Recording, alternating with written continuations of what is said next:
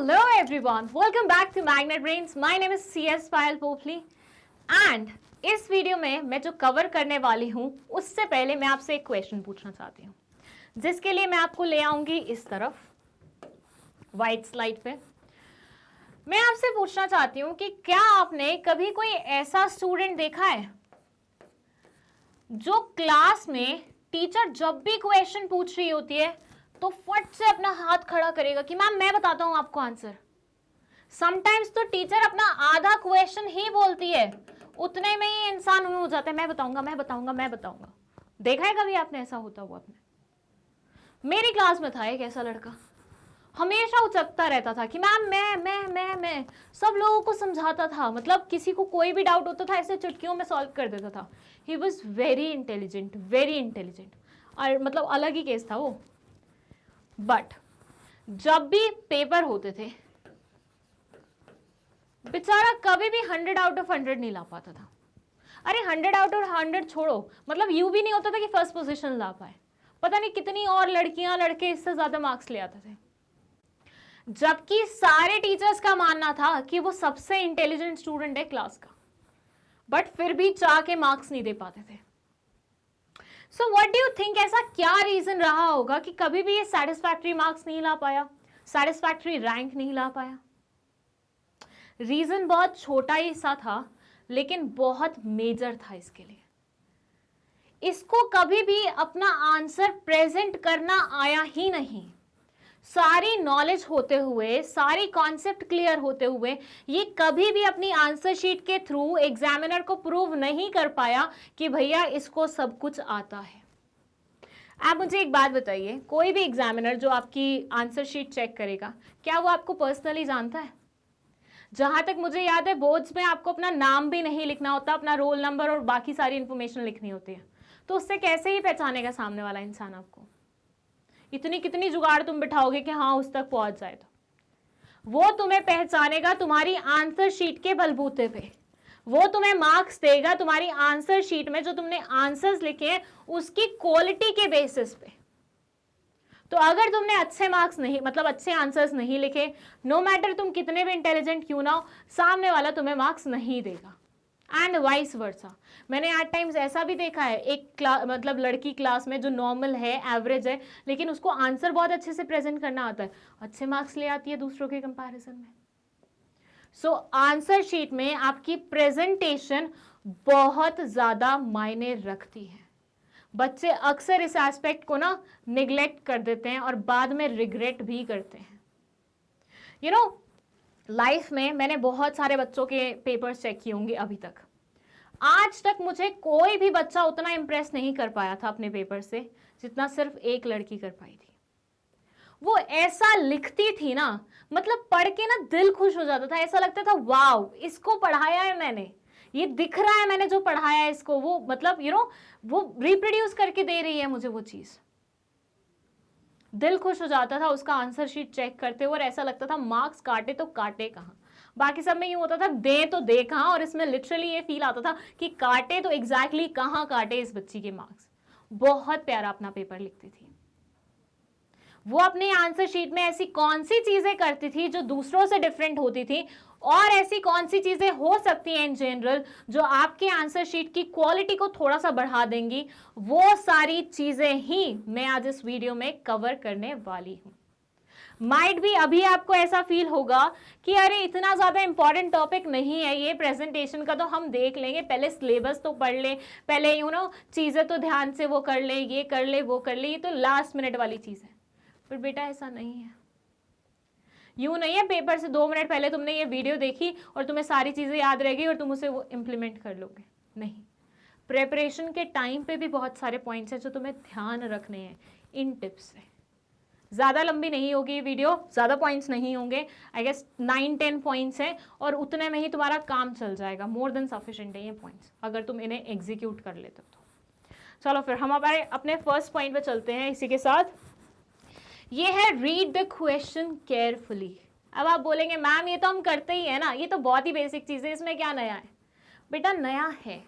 यहाँ पे सिर्फ रीड करना इंपॉर्टेंट नहीं है, उसको अच्छे से इंटरप्रेट करना कि एग्जैक्टली पूछा क्या जा रहा है, हमसे एक्सपेक्टेड क्या है, कि क्या लिखे हम आंसर में, वो सारी चीजें एनालाइज करना बहुत ज्यादा जरूरी है। क्वेश्चन में लिखा हुआ था आइडेंटिफाई एंड स्टेट। अब इसका मतलब क्या होता है कि आपको पता लगाना है कौन सी कॉन्सेप्ट के बारे में बात हो रही है और उस कॉन्सेप्ट को स्टेट करना है, मतलब बस लिखना है, दैट्स इट, और तो कुछ नहीं करना था। किसी बच्चे ने सोचा नहीं मैं तो ओवर स्मार्ट बच्चा हूं, मुझे तो ज्यादा लिखना है, तो उसने भर भर के कथा लिख दी। एग्जामिनर हो गया मतलब गुस्सा, बोला भैया मेरी बच्ची का बर्थडे था, मुझे वो अटेंड करना था, तुम्हारी आंसर शीट इतनी लंबी थी, मुझे वो करते करते इतना टाइम लग गया कि मैं बर्थडे नहीं सेलिब्रेट कर पाया। सारी खुंदस तुम्हारे पेपर पे निकलेगी उसकी, बता रही हूं मैं। सो जितना पूछा हुआ है वो समझो और वही लिखो। आइडेंटिफाई करो कि एग्जैक्टली क्वेश्चन में तुमसे क्या एक्सपेक्टेड था लिखना, क्या तुमसे पूछा गया था, और सिर्फ उतनी ही बात लिखो। अगर कहीं लिखा हुआ है ब्रीफली एक्सप्लेन, अगेन तुमने 600-700 वर्ड्स लिख दिए, सामने वाले को आ जाएगा गुस्सा कि वर्ड जो लिखा हुआ था ब्रीफली, ये नहीं पढ़ा तुमने क्वेश्चन में। सो ऐसे जितने भी इंपॉर्टेंट वर्ड्स होते हैं ना, identify, state, briefly, explain, comment, describe, ये सारे वर्ड्स को अच्छे से समझो, इनमें क्या मतलब पूछा जाता है वो समझो और उसके अकॉर्डिंग अपना आंसर लिखो। अच्छा एक और चीज यहाँ पे मैंने ना बहुत बार ऐसा देखा है कि 2-3 क्वेश्चन के कॉम्बिनेशन से क्वेश्चन पूछा जाता है, मतलब एक सिंगल क्वेश्चन ना पूछ के 3 क्वेश्चन के कॉम्बिनेशन से एक क्वेश्चन बनाया जाता है। अब वहां पे कौन से क्वेश्चन के कितने मार्क्स होंगे पहले तो वो अंदाजा लगाओ, उसके बाद उन मार्क्स के अकॉर्डिंग उसमें कंटेंट लिखो। जनरल इंस्ट्रक्शन में पहले ही लिखा होता है 3 नंबर वाले क्वेश्चन में हम तुमसे एक्सपेक्ट करते हैं 50 to 75 वर्ड्स, 4 नंबर वाले क्वेश्चन में हम तुमसे एक्सपेक्ट करते हैं इतना, 5 नंबर वाले क्वेश्चन में हम तुमसे एक्सपेक्ट करते हैं उतना। तो वो क्वेश्चंस को काट के देखो, 1 नंबर वाला क्वेश्चन है तो एक सेंटेंस में तुम्हारा आंसर लिखो, 2 या 3 नंबर का है तो 50 to 75 में लिखो, ठीक है, और उसके बेसिस पे अपना आंसर करने की कोशिश करो। और कई बार ऐसा भी होता है कि पूछा कुछ और होता है, हम लिखने बैठते हैं सही अंदाजा लगा के, ठीक है, और लिखते लिखते लिखते लिखते हम कहीं ना कहीं अलग ही चले जाते हैं, और फिर क्वेश्चन रीड करते तो ऐसा लगता है अरे यार ये तो हम कुछ और ही लिखने बैठ गए थे। होता है ना कभी कभी मोह माया में तुम भटक जाते हो कि हाँ पूछा तो ये था, लिखने भी वही बैठे थे, लेकिन लिखते लिखते पता ही नहीं चला कब हम इस गली तक आ गए। वो चीज भी नहीं होनी चाहिए। जब क्वेश्चन लिखना शुरू करो तब तो क्वेश्चन पढ़ो, जब तुम्हें लगता है तुम मिडवे तक आ चुके हो तब भी दोबारा से क्वेश्चन पढ़ो। इन टिप्स में कुछ ऐसी टिप्स हैं जो मुझे लिटरली ऐसे लोगों ने दी है ना जिन्होंने लाइफ में वाकई में बहुत कुछ किया हुआ है। IAS ऑफिसर्स, IPS ऑफिसर्स, मैं एक कोचिंग क्लास में पढ़ती थी, वहां पे दे यूज्ड टू कम, वो शेयर करते थे ये सारी टिप्स। तो ऐसी हुल जलूल टिप्स नहीं है, आपका टाइम वेस्ट नहीं हो रहा है, यहाँ पे आपको बहुत इंपॉर्टेंट टिप्स दी जा रही है, तो थोड़ा सा ध्यान से समझिए। क्वेश्चन को बहुत केयरफुली रीड करिए, आधा क्वेश्चन लिख लिया उसके बाद दोबारा से क्वेश्चन रीड करिए और ये पता लगाइए कि कहीं आप थोड़ा सा वो कंट्रोलिंग में बोलते हैं ना, डेविएट तो नहीं हो गए हैं, वो चीज़ ध्यान से देखना। सेकेंड टिप है यहाँ पे आपकी हैंड राइटिंग बहुत ही क्लीन होनी चाहिए, और ये कटिंग वटिंग जो करते हो ना वो नहीं होनी चाहिए। देखिए मैं मानती हूँ हम ह्यूमन बीइंग्स हैं और हमसे मिस्टेक्स होती हैं, एट टाइम्स आप पेपर में ऐसी मिस्टेक्स कर सकते हो जो कि आपके पास कोई और चारा नहीं है सिवाय उसके काटने के। तो काटना है तो तसल्ली से अच्छे से काटो, ऐसा नहीं कि तुमने ऐसे घूचे मुझे मार दिए एंड सामने वाला पढ़ के थोड़ा सा डिस्टर्ब हो गया कि क्या कर रखा है इसने अपने पेपर में, मेरे को तो मज़ा ही नहीं आ रहा है इसका पेपर चेक करने में। ऐसा नहीं होना चाहिए। अगर आपको लगता है कि इतना मैंने लिखा हुआ है बट ये काम का नहीं है तो इसको ऐसे यूं कि कुछ ना दिखाई दे, नहीं ये तो गलत लिख दिया, ये ऐसे ऐसे ऐसे काटने की बजाय ना सिंपल सा तरीका है कि भैया हाँ हम मानते हैं हम ह्यूमन बीइंग्स हैं, हमसे मिस्टेक हो सकती है, ऐसे काट दो और अपना आंसर उसके आगे से लिखना शुरू कर दो। तुम खुद मुझे बताओ ऐसे काटे हुए में और ऐसे काटे हुए में कौन सा ज्यादा नीट लग रहा है? किस में तुम्हें लग रहा है कि हाँ तुम्हारा ज्यादा अटेंशन डिराइव हो रहा है? इस वाले में ना हमें ज्यादा अटेंशन नहीं वो करना उसका अपनी तरफ, ठीक है, हमें ज़्यादा अटेंशन अट्रैक्ट करना ही नहीं है अपनी तरफ, हमें बस चाहिए कि हम अपना जो भी गलती हुई है उसको हल्का सा काट के आगे बढ़ सकें। सो कभी गलती होती है तो ऐसी हल्की सी लाइन लगानी है एंड दैट्स इट। आप आगे से लिखना शुरू कर देना। वो जो बच्चे वाइटनर लगाते हैं, 2-4 चीज़ें और करते हैं, कुछ नहीं कर रहे, तुम वहाँ पे बिना मतलब का ध्यान अट्रैक्ट कर रहे हो सामने वाले इंसान का, और जितना ध्यान तुम गलत चीज़ों की तरफ अट्रैक्ट करोगे उतने ही तुम्हारे मार्क्स कटने के चांसेस बढ़ जाएंगे। इसलिए काटना है तो थोड़ा सा सोफेस्टिकेटेड वे में काटो, घुचे मुचे मत मारो, स्क्रिबल मत करो वहाँ पे कुछ भी चीज़ें, और हैंड राइटिंग को थोड़ा सा क्लीन रखो। आई नो बहुत सारे लोगों के लिए चीज़ बहुत ज़्यादा डिफिकल्ट होगी, क्योंकि फास्ट लिखने बैठते हैं तो ध्यान ही नहीं रहता कैसा लिख रहे हैं, इसलिए थोड़ा सा पहले अच्छे से लिख के देख लो, फास्ट हैंड राइटिंग में भी लिख के देखो, प्रैक्टिस हो जाएगी ना एक बार जब तुम्हें स्पीड में लिखने की, तो तुम्हारी हैंड राइटिंग खराब नहीं होगी। मुझे भी पता है जब हम फर्स्ट क्वेश्चन लिखते हैं तो कितनी प्यारी हैंड राइटिंग होती है, और जब लास्ट क्वेश्चन लिख रहे होते हैं तो कितनी वाहियात हैंड राइटिंग होती है। ये इसी वजह से होती है क्योंकि तुमने पहले अच्छे से लिख के प्रैक्टिस करके नहीं देखा।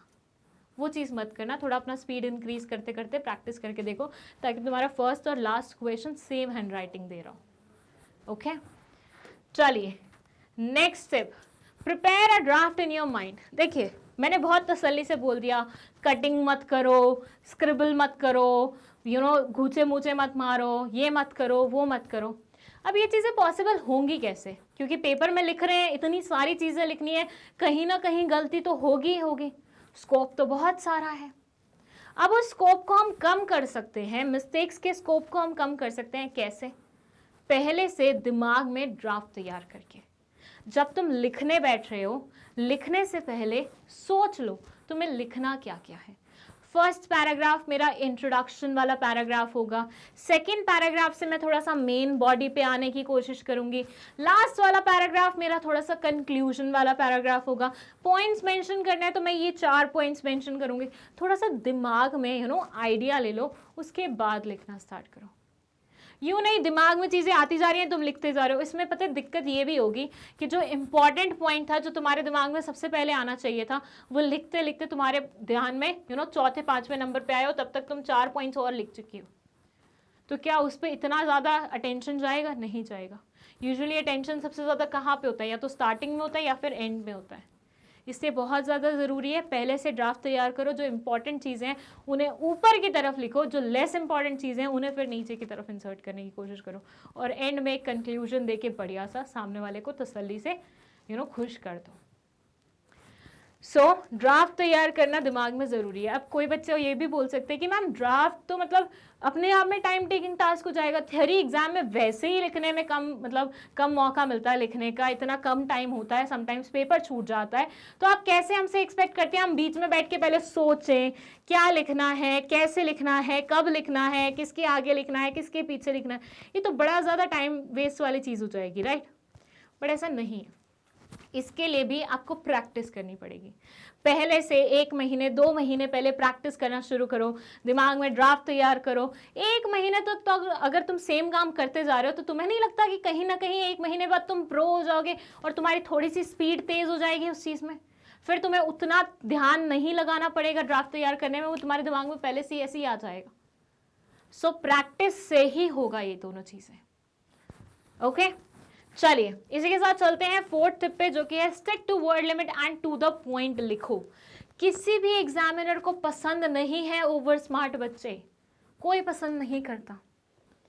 Being a teacher I will tell you, मैं जब स्टूडेंट थी मैं ये चीज़ रियलाइज नहीं करती थी। मैं अक्सर टीचर्स को बीच में पॉइंट आउट करके, अरे मैम ये ऐसे होगा, अरे मैम आपने ये थोड़ा सा गलत लिख दिया, मैम यहाँ पे ये करेक्शन कर लीजिए, ऐसा करती थी। बट बीइंग अ टीचर अगर कोई आपके साथ ऐसा करे ना, आपको उस बच्चे पे गुस्सा आता है। पता है, आपको लगता है मेरे से ज़्यादा पता तेरे को है, मेरे को सिखा रहा है तू, मेरे सामने ओवर स्मार्ट बन रहा है, और फिर उस बच्चे पे खुंदस निकलती है। आप इंटेंशनली चाहो या नहीं चाहो, खुंदस निकलती ज़रूर है। और तुम्हारे पेपर में अगर तुमने सामने वाले को ओवर स्मार्ट बन के दिखा दिया ना कि तूने ये पूछा है, मैं तो तेरे को 4 चीज़ें और बताऊंगा क्योंकि मैं पढ़ के गया हूँ वो 4 चीज़ें, तो सामने वाला बोलेगा ले फिर मैं काटता हूँ तेरे मार्क्स। और दूसरी चीज़ ये भी होती है कि एक एग्जामिनर को एक आंसर शीट नहीं मिलती है चेक करने के लिए, उस बेचारे को 200, 300, 400 तक आंसर शीट्स मिलती हैं चेक करने के लिए, और डेज भी लिमिटेड होते हैं, लिमिटेड टाइम पीरियड के अंदर उन्हें चेक करके रिजल्ट आगे पास ऑन करना होता है। तो उतने में अगर तुम ज़रूरत से ज़्यादा लिखोगे तो उनको लगेगा नहीं कि भैया नॉर्मली मेरी एक आंसर शीट 10 मिनट में चेक होती है, तुमने मेरे 15 मिनट लगवा दिए, आओ तुम्हारे 5 नंबर में ऐसे ही काट लेता हूँ। और ये लिटरली होता है, कोई तुम्हारे सामने बोले या नहीं बोले, ये लिटरली होता है, करते हैं एग्जामिनर्स ऐसा। मैं खुद करूँगी अगर मैं एग्जामिनर बनूंगी तो, कि भाई मेरा टाइम क्यों वेस्ट कर रहा है तू, मेरे सामने ज़्यादा ओवर स्मार्ट बन के क्यों दिखा रहा है तू। और दूसरी चीज़ है, कुछ यूट्यूबर्स मैंने देखे हैं जो कि सजेशन देते हैं बच्चों को कि लिखो तुम, तो इसमें नहीं मार्क्स मिलेंगे, इसमें तो कुछ मार्क्स मिल जाएंगे तुम्हें, कुछ भी लिख के आओ लेकिन लिखो, भर भर के लिखो।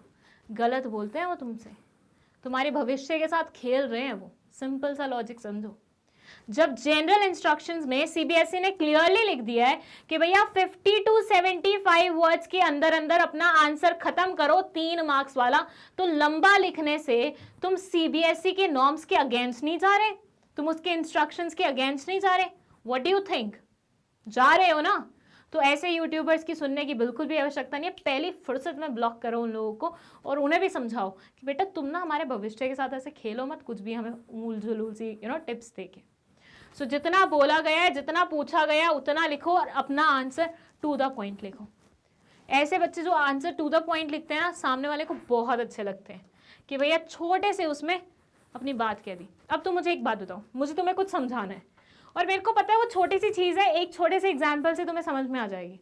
मैंने ये एग्जाम्पल दिया, मैंने दूसरा एग्जाम्पल दिया, मैंने तीसरा एग्जाम्पल दिया, चौथा दिया, पांचवा दिया। तुम वीडियो के नीचे पता है क्या लिख के जाओगे? अरे मैडम फालतू में टाइम वेस्ट कर रही हो, छोटी सी चीज़ थी, इतना लंबा खींच दिया। लिखोगे ना, सेम एग्जामिनर भी बोलेगा कि सर जी थोड़ा सा चीज़ था, आपको थोड़ा सा लिखना था, आपने इतना टाइम मेरा वेस्ट कर दिया बिना मतलब की चीज़ पे। सो ये नहीं करना है। जो तुम खुद फील करते हो ना, वही एग्जामिनर भी तुम्हारी तरह ह्यूमन बीइंग है, बस थोड़ा तुम्हारे एज में बड़े होंगे, तो वो बिल्कुल एग्जैक्टली वैसा ही फील करते हैं जैसे तुम कर रहे हो। नेक्स्ट है एक रूल सिंपल सा 3 उसको मिला के, that is flow chart, heading, explanation.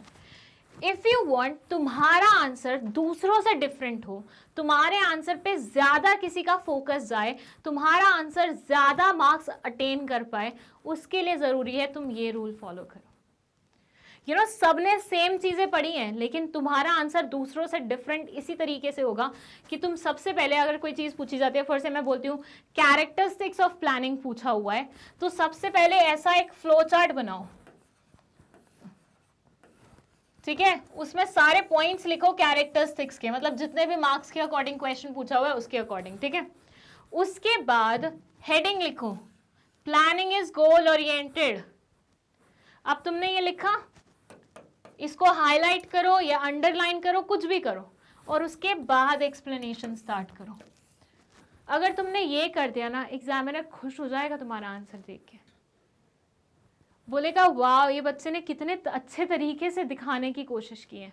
Flow chart बनाया है पहले, फिर हेडिंग को हाईलाइट किया है, फिर एक्सप्लेनेशन दिया है। वहीं पे अगर तुम सीधा सीधा लिख दो this this this this this this this, कितना लगेगा ना, क्या लिखा हुआ है यार, इतना लंबा वो कर रहे हैं। तो मुझे खुद बताओ, जब तुम एक भरा हुआ पेज देखते हो या तुम हल्का फुल्का खाली पिक्चर्स के साथ बना हुआ पेज देखते हो, कौन से वाला पेज तुम्हें ज़्यादा अट्रैक्ट करता है? ऑब्वियसली पिक्चर्स वाला, जिसमें कम कंटेंट है, अच्छे तरीके से लिखा हुआ है, राइट? बस तुम्हें भी तो वही करना है। ये तुम्हारी पिक्चर हो गई, ये तुम्हारी हेडिंग हो गई, ये तुम्हारा एक्सप्लेनेशन हो गया। सिंपल सा रूल है, flow chart, heading, explanation, FHE simple सा वो है, तुम्हें ये याद रखना है आराम से। और ये मैं अक्सर वीडियोस में भी बोलती हूँ, रिपीट कर रही हूँ यहाँ पे। थ्योरी पेपर में हमेशा फ्लो चार्ट, हेडिंग, एक्सप्लेनेशन, ये रूल फॉलो करना है। नेक्स्ट है maintain speed by practicing minimum 3 papers before exam. देखिए अक्सर थ्योरी पेपर में बच्चों की जो शिकायत होती है वो होती है कि मैम पेपर अधूरा रह गया है हमारा, मैम आता सब था लेकिन वो लास्ट वाला क्वेश्चन में अटेम्प्ट नहीं कर पाई। और लड़कियां यूजुअली मैंने देखा है ऐसे, मतलब पेपर में जिनकी स्पीड वो हो जाती है, लड़के फिर भी थोड़ा बहुत स्पीड में लिख लेते हैं। जेंडर डिस्क्रिमिनेशन नहीं कर रही हूँ, अपने ऑब्जर्वेशन के बेसिस पे बता रही हूँ। और फिर लड़कियां रोती भी बहुत हैं उसके बाद आके कि मैम आता था लेकिन चला गया, मतलब रह गया। और वाकई में दुख बहुत होता है जब चीज़ें आती हैं और उसके बाद तुम सामने वाले को दिखा ना पाओ। ऐसे होता है ना कि किसी से लड़ रहे होते हैं, तुम्हारे पास बहुत सारी चीज़ें होती हैं बोलने के लिए, लेकिन तुम बोलते नहीं हो, सामने वाला तुम्हारे सुना सुना के चला जाता है। जब तुम घर जाते हो तुम पॉइंट्स याद करते हो कि यार यहाँ पे मैं ये पॉइंट बोल सकता था, यहाँ पे मैं ये पॉइंट बोल सकता था, कितना फ्रस्ट्रेशन होता है ना कि वहाँ क्यों नहीं निकली मेरे मुँह से वो चीज़ें। होता है ना, बस वही होगा तुम्हारा पेपर में। इसलिए जो भी आता है, जो भी पूछा हुआ है, जल्दी से जल्दी लिखने की कोशिश करो। एंड इसके लिए बहुत ज़्यादा ज़रूरी है अगेन, मिनिमम 3 पेपर तो तुम बैठ के प्रॉपर, मतलब जैसे वो एग्जाम वाला एनवायरनमेंट होता है ना, वैसा क्रिएट करके बैठो। मम्मी को बोलो मम्मी 3 घंटे तक मुझे कोई डिस्टर्ब नहीं करेगा, अपने रूम की लॉक लगाओ, बैठो 3 घंटे तक, अपने फ़ोन को मम्मी के पास छोड़ के आओ, 3 घंटे बाद एग्जैक्टली उस पोजीशन से हटना और प्रॉपर पेपर चेक करना कि तुम कितना अटेम्प्ट कर पाए हो, तो तुम्हारे कितने क्वेश्चन रह गए। अगर तुम्हें लग रहा है तुम्हारी स्पीड थोड़ी सी इधर उधर गई है तो थोड़ा सा उसमें इम्प्रूव करने के लिए और प्रैक्टिस करो। पर 3 तो मिनिमम लिखने ही तुम्हें पेपर हैं अपने एग्जाम से पहले। सैम्पल पेपर लिख लो, पुराने ईयर्स के कोई पेपर उठा लो, इससे तुम्हें ये भी पता चल जाएगा कितने पानी में हो तुम, है ना। नेक्स्ट है आपका फ्लो चार्ट्स बनाइए। ये मैंने आपको अभी थोड़ी देर पहले भी बताया, फ्लो चार्ट हेडिंग और एक्सप्लेनेशन वाले में, अलग से फिर भी बता रही हूँ कि फ्लो चार्ट्स बनाने से आपके पेपर की जो खूबसूरती होती है ना वो थोड़ी सी इंक्रीज हो जाती है और सामने वाला थोड़ा सा इंप्रेस भी हो जाता है। वही चीज़ तुम पॉइंट्स में लिख रहे हो, वही चीज़ तुम फ्लो चार्ट में लिख रहे हो, कोई प्रोसेस है, फोर से ऑर्गेनाइजिंग की प्रोसेस है, प्लानिंग की प्रोसेस है, ऐसे लिखोगे तो सामने वाले को लगेगा कि हाँ यार बच्चे को आता है कि इसके बाद ये होता है, इसके बाद ये होता है, इसके बाद ये होता है, खुश हो जाएगा वो। सो जहाँ तक पॉसिबल हो पाए फ्लो चार्ट बनाओ एंड जहाँ तक हो पाए वहाँ डायग्राम्स भी बनाओ। तुम लोगों ने अक्सर देखा होगा मेरी वीडियोस में, मैं जब भी तुम्हें कोई कॉन्सेप्ट एक्सप्लेन करती हूँ, फॉर दैट मैटर मैंने जब ये वीडियो शुरू की तब भी मैंने ये चीज़ की थी। व्हाट डिड आई डू, मैंने तुम लोगों के सामने एक डायग्राम बनाया कि देखो ये एक ऐसा बच्चा है जो ऐसा करता है, ऐसा इसके साथ होता है, टीचर्स ऐसा बोलते हैं। कितना सही लगा ना करते हुए, मतलब मुझे तो बड़ा सही लगा, है ना, एंड आई एम श्योर आपको भी सही लगा होगा।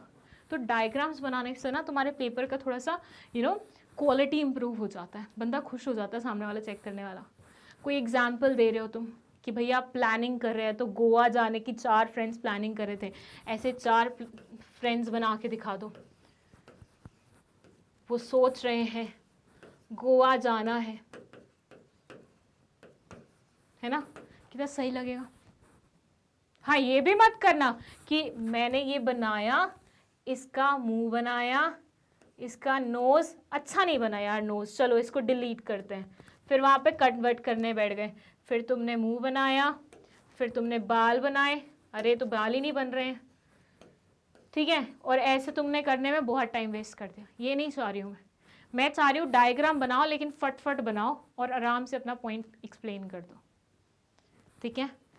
तो डायग्राम्स जहाँ पे भी पॉसिबल हो, जहाँ एक्सप्लेन करना है कुछ, जहाँ एग्जाम्पल देने हैं वहाँ बनाने की कोशिश करना। हर क्वेश्चन में भी मत बना देना, ज़्यादा भावुक भी नहीं होना है कि व्हेन आई एम सेइंग कि फ्लो चार्ट बनाओ तो हर अगले क्वेश्चन में तुम फ्लो चार्ट बना रहे हो, हर अगले क्वेश्चन में तुम डायग्राम बना रहे हो। पेपर में जैसे अगर मान लीजिए 34 क्वेश्चंस हैं जिसमें से 24 क्वेश्चंस आपके थ्योरी वाले हैं, मतलब सब्जेक्टिव है, बाकी के 20 क्वेश्चन तुम्हारे 14 क्वेश्चन तुम्हारे वो हैं, ठीक है, बाकी के 20 क्वेश्चन तुम्हारे एमसीक्यू हैं। एमसीक्यू में तो स्कोप ही नहीं उठता ये सब चीज़ें करेगा। बाकी के जो 14 क्वेश्चन हैं उनमें से 3-4 में तुमने सेम चीज़ कर दी, फ्लो चार्ट बना दिया, डायग्राम बना दिया। ये नहीं कि 14 के 14 में तुम्हें ये काम करना है। ज़्यादा मार्क्स के जो क्वेश्चंस होंगे ना वहाँ पे ये सारी चीज़ें करना, वहाँ अपनी क्रिएटिविटी दिखाना। कम मार्क्स वाले क्वेश्चन में तो तुम्हारा 50 से 75 वर्ड्स में वैसे ही तुम्हें आंसर कंप्लीट करना है, तो तुम्हें इतना टाइम भी नहीं मिलेगा ये सब चीज़ें करने का, ठीक है। थोड़ा सा मतलब अपना कॉमन सेंस लगा लेना। पॉइंट्स में लिखो नॉट इन पैराग्राफ। अच्छा इमेजिन करो मैंने तुम्हें एक पेपर दिया है जिसमें ऊपर से लेके नीचे तक पूरा फील्ड है वो पेपर, एक ही पैराग्राफ है, तो मुझे बताओ तुम्हें पढ़ने में मज़ा आएगा? मेरे को ना लॉ बहुत पसंद है, लॉ पढ़ना बहुत ज़्यादा पसंद है, लेकिन जब मैं बेयर एक्ट्स पढ़ती हूँ ना तो उसमें क्या होता है कि एक सेंटेंस यहाँ शुरू होता है, वो खिंचता खिंचता खिंचता खिंचता यहाँ तक आता है, बीच में मेरा कॉन्सेंट्रेशन ही लूज हो जाता है कि बोलना क्या चाह रहे थे, मतलब स्टार्टिंग लाइन में क्या बोला था, उसका लास्ट लाइन से क्या कनेक्शन है, बड़ा औखा हो जाता है समझना, मतलब बहुत मुश्किल हो जाता है समझना। सो ऐसे सिनेरियो में आपको क्या चीज़ याद रखनी चाहिए कि अपने बात जो तुम कर रहे हो पॉइंट्स में करो, और अगर पैराग्राफ्स भी बना रहे हो तो बहुत ज़्यादा लेंदी पैराग्राफ्स मत बनाओ।